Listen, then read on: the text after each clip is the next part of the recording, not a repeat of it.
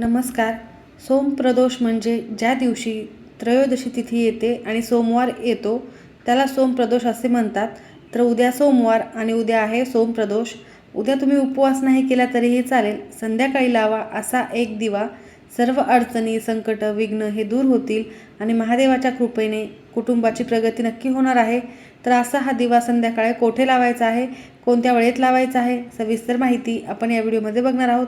त्यामुळे video skip न करता शेवटपर्यंत बघा. माहिती आवडल्यास लाईक, सबस्क्राईब करा आणि बेल आयकॉनला आवर्जून प्रेस करा आणि कमेंट बॉक्समध्ये ओम नमः शिवाय लिहायला अजिबात विसरू नका. हिंदू धर्मात भगवान शंकराच्या पूजेसाठी अत्यंत शुभ दिवस हा सोमप्रदोषाचा मानला जातो. सोमप्रदोष म्हणजे काय, तर चंद्रादोषातून मुक्ती मिळवण्यासाठी देखील हे व्रत अत्यंत महत्त्वाचे आहे. सोमवारी चंद्राचे आधिपत्य असते, त्यामुळे हे व्रत केल्याने कुंडलीतील चंद्रदोष देखील दूर होतो आणि मानसिक शांतता लाभते. त्यासोबतच सोमप्रदोषाचे व्रत केल्यामुळे असे मानले जाते की भक्तांच्या सर्व इच्छा, मनोकामना ह्या लवकरात लवकर पूर्ण होतात आणि आरोग्याशी देखील संबंधित कोणत्याही समस्या असो त्या दूर होतात. असे सांगितले जाते की हे व्रत केल्याने खूप पुण्यफळ प्राप्ती होते. जसे की गाय दान केल्याने पुण्य मिळते, त्याचप्रमाणे 2 गायी दान केल्याचे पुण्य प्राप्त होते अशी मान्यता आहे.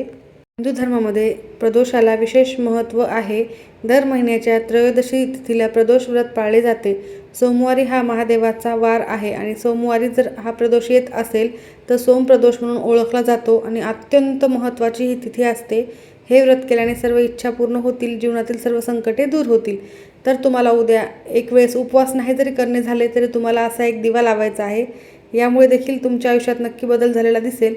तर प्रदोष काळ हा संध्याकाळचा असतो, म्हणून तुम्हाला सूर्यास्ताच्या 45 मिनिटे आधी आणि 45 मिनिटे नंतर या काळामध्ये ही पूजा केली जाते.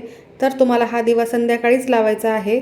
महादेव हे भक्तांच्या साध्या भक्तीने देखील प्रसन्न होतात, म्हणून त्यांना भोलेनाथ असे म्हणतात. 1 लोटा जल शिवलिंगावर अर्पण केल्यास महादेवाची अपार कृपा प्राप्ती आपल्यावर राहते असे शास्त्रात सांगितले गेलेले आहे. त्यामुळे भगवान शंकराला प्रसन्न करण्यासाठी केवळ विश्वास, समर्पण आणि सर्वात महत्त्वाचे म्हणजे तुमच्या मनातील भाव पवित्र असावा लागतो, तरच तुमच्या इच्छा पूर्ण होतात. तुमच्या मनातील भाव जर पवित्र असेल आणि त्यावेळी तुम्ही हा उपाय जर केला, म्हणजेच काय तर मनोभावे तुम्ही हा उपाय जर केला तर त्याचे फळ तुम्हाला लवकरात लवकर मिळते. महादेवाच्या प्रदोष व्रताला देखील प्रभावी मानले जाते. जो व्यक्ती प्रदोष व्रत करतो व महादेवाची विधिवत पूजा करतो त्याच्या मनोकामना शिव पूर्ण करतात.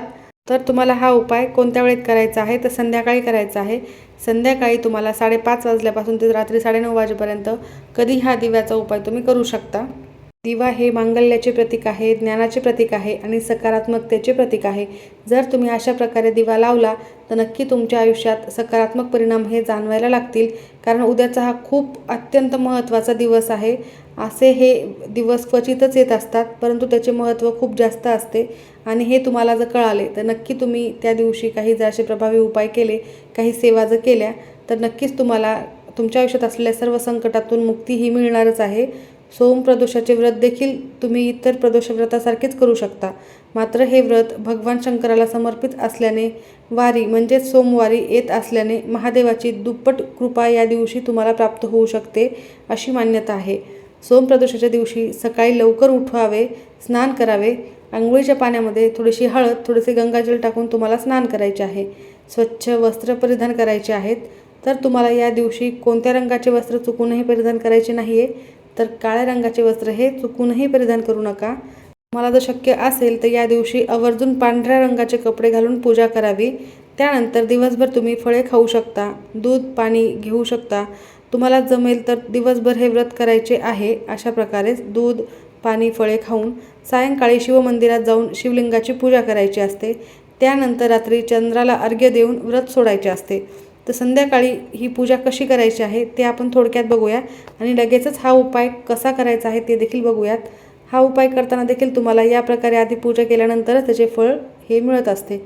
सोमप्रदोषाच्या दिवशी सायंकाळी म्हणजेच सूर्यास्ताच्या आत प्रदोष काळात शिवलिंगाची पूजा केली जाते.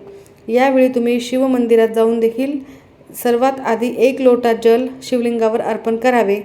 त्यानंतर गाईच्या कच्च्या दुधाने शिवलिंगावर अभिषेक करावा. तुम्हाला जर मंदिरात जाऊन शक्य नसेल तर तुम्ही घरीच हे काम करायचे आहेत. मग पांढरे फूल, बेलपत्र, शमी, धतुरा शिवलिंगावर अर्पण करायचे आहे. शिवलिंगाची पूजा करताना मनात निरंतर शिवमंत्राचा जप करायचा आहे. ओम नमः शिवाय, ओम नमः शिवाय हा मंत्र देखील तुम्ही जप करू शकता. शेवटी कापूर लावायचा आहे किंवा तुपाच्या दिव्याने महादेवाची आरती करायची आहे. एका निरंजनीमध्ये थोडेसे तूप आणि तुम्ही फुलवात घेऊ शकता किंवा मग 5 लांब वाती घ्यायच्या आहेत, त्या तुपामध्ये भिजवून घ्यायच्या आहेत व त्या निरंजनमध्ये ठेवून निरंजनीने आरती करायची आहे. त्यामध्ये तुम्हाला नंतर कापूर तुम्ही टाकू शकता. मनोकामना पूर्तीसाठी तुम्ही हे व्रत करत असाल तर महादेवाला आपली इच्छा सांगून वरील सर्व वस्तू पिंडीवर मनोभावे अर्पण करायच्या आहेत. देवी पार्वती आणि महादेव यांची कृपाप्राप्ती तुमच्यावर कायम राहते अशी मान्यता आहे. सोमप्रदोष हे व्रत ज्या सोमवारी त्रयोदशी तिथी असेल त्या दिवशी येत असते, तर हे व्रत भगवान शिवशंकराला अतिशय प्रिय आहे. जो भक्त हे व्रत करतो त्याच्यावर महादेवाची कृपाही कायम राहते अशी देखील मान्यता आहे. प्रदोष काळात महादेव कैलास पर्वतावर नृत्य करतात. त्यावेळी सर्व देवता त्यांची स्तुती करण्यात मग्न होतात. या काळात जो भक्त महादेवाला आपली मनोकामना सांगतो त्या सर्व इच्छा मनोकामना हे महादेव ऐकत असतात अशी मान्यता आहे. त्यामुळे सोमप्रदोषाच्या दिवशी सायंकाळी मनोकामनापूर्तीसाठी शिवलिंगाची पूजा केली जाते आणि असा दिवा तुम्हाला आवर्जून लावायचा आहे, कारण या दिव्या मार्गानेच तुमच्या सर्व इच्छा मनोकामना ह्या महादेवापर्यंत नक्की पोहोचतील. दिवा हे सकारात्मकतेचे प्रतीक आहे, त्यामुळे तुम्ही असा दिवा हा लावायचा आहे. तर तुम्हाला सर्वप्रथम हे सर्व पूजा करून घ्यायची आहे किंवा पूजा सुरू करण्यापूर्वी देखील तुम्ही हा दिवा लावलात तरीही चालेल. तर हा उपाय करण्यासाठी तुम्हाला एका डिशमध्ये थोडीशी कणिक घ्यायची आहे. गव्हाचे कणिकच तुम्हाला घ्यायची आहे. तुम्हाला मातीची पंती किंवा कोणत्याही धातूचे निरंजन घेण्यापेक्षा कणिकेचा दिवा हा बनवायचा आहे. तर ते दिवा बनवत असताना त्यामध्ये थोडीशी हळद टाकायची आहे. पिवळसर रंग येईल अशा प्रकारे आणि तो छानसा असा एक दिवा तयार करून घ्यायचा आहे. आणि तो दिवा तुम्हाला पंचमुखी बनवायचा आहे. 5 दिशेला 5 तोंड करता येतील अशा प्रकारे 5 वाती लावता येतील असा हा तुम्हाला दिवा बनवायचा आहे. दिवा हा मोठ्या आकाराचा बनवा. त्या दिव्यामध्ये तुम्हाला गाईचे तूप टाकायचे आहे. तूपच घालण्याचा जास्तीत जास्त प्रयत्न करा. जर तूप नसेल तर मग तुम्ही जे पूजेमध्ये तेल वापरता ते तेल टाकले तरीही चालेल. त्यानंतर कापसाच्या वाती तुम्हाला घ्यायच्या आहेत आणि पंचमुखी दिवा तुम्ही बनवलेला असणार आहे, तर प्रत्येक दिव्यामध्ये दुहेरी कापसाची वात तुम्हाला प्रत्येक दिशेला लावायची. असे 5 ठिकाणी तुम्हाला त्या वाती लावायच्या आहेत. म्हणजे एका दिव्यामध्ये 5 ठिकाणी वाती म्हणजे 2-2 वाती प्रत्येकी अशा 10 वाती तुम्हाला त्या दिव्यामध्ये लावायच्या आहेत. त्यानंतर एक तांब्या भरून पाणी घ्यायचं आहे. पाण्यामध्ये थोडेसे कच्चे दूध टाकायचे आहे. गाईचे कच्चे दूध जे न तापवलेले असते ते टाकायचे आहे. त्यानंतर त्यामध्ये थोडेसे काळे तीळ टाकायचे आहेत. थोडेसे गंगाजल त्या पाण्यामध्ये टाकायचे आहे. थोडेसे पांढरे तांदूळ घ्यायचे आहे. हे सर्व साहित्य एका ताटामध्ये घ्यायचं आहे. त्याचबरोबर त्या ताटात एक बेलपत्र घ्यायचं आहे. फुले घ्यायची आहेत, पांढरी फुले घ्यायची आहेत. सर्व साहित्य घेऊन तुम्हाला तुमच्या घराजवळ जिथे कुठे महादेवाचं मंदिर असेल तिथे जायचं आहे. मंदिरात गेल्यानंतर सर्वप्रथम शिवलिंगासमोर बसायचे आहे आणि जे तुम्ही तांदूळ आणलेले आहेत ते तांदूळ अखंड असायला हवे. तुटलेले किंवा कोणतेही तांदूळ तिथे नसावे. अखंड तांदूळ तिथे तुम्हाला शिवलिंगासमोर टाकायचे आहेत, म्हणजेच ठेवायचे आहेत व त्यावर तुम्हाला तो पंचमुखी दिवा ठेवायचा आहे. त्यानंतर तो दिवा तुम्हाला प्रज्वलित करायचा आहे. त्यानंतर आपण जे घरून पाणी आणलेलं आहे ते पाणी शिवलिंगावर अर्पण करायचे आहे. जल अर्पण करत असताना ओम नमः शिवाय, ओम नमः शिवाय या मंत्राचा जप करायचा आहे आणि उत्तरेकडे तोंड करून हे जल तुम्हाला अर्पण करायचे आहे. त्यानंतर तुम्ही पांढरी फुले, धोत्र्याचं फूल, फळ असेल ते अर्पण करू शकता. त्यानंतर नमस्कार करायचा आहे. बेलपत्र अर्पण करायचे आहे. त्यानंतर तुम्हाला महादेवाला नमस्कार करायचा आहे. तुमच्या आयुष्यातील ज्या काही समस्या आहेत, जे काही संकट आहेत ते दूर होण्यासाठी प्रार्थना करायची आहे.